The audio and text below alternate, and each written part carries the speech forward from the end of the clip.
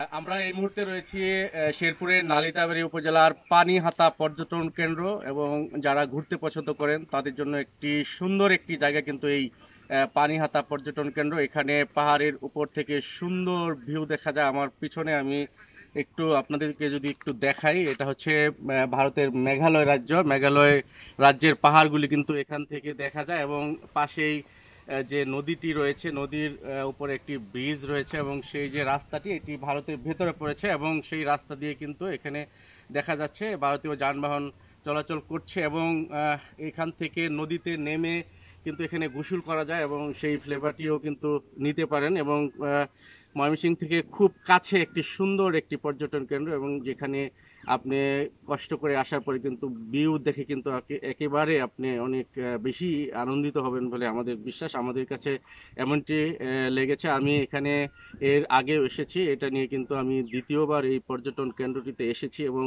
এটা আমাকে টানে, এই সুন্দর ভিউ আমাকে টানে, যার কারণে কিন্তু আমি দ্বিতীয়বারের মতো এখানে এসেছি। এবং আমাদের মতো আজকেও আমরা যেটি দেখেছি যে আরো অনেক পর্যটকরা কিন্তু এখানে এসেছে এবং এই বৃষ্টির সিজনেও কিন্তু এখানে কিন্তু পর্যটনের যে আনাগোনা সেটি কিন্তু রয়েছে এবং খুব সহজে এখানে শেরপুরের নালিতাবাড়ি হয়ে অথবা ময়মনসিংহ থেকে হালুয়াঘাট হয়ে কিন্তু এখানে সহজেই কিন্তু আসতে পারেন এবং এই সুন্দর যে ফ্লেভারের সুন্দর প্রাকৃতিক মনোরম দৃশ্য সেটি কিন্তু উপভোগ করতে পারবেন এখানে আসলেই।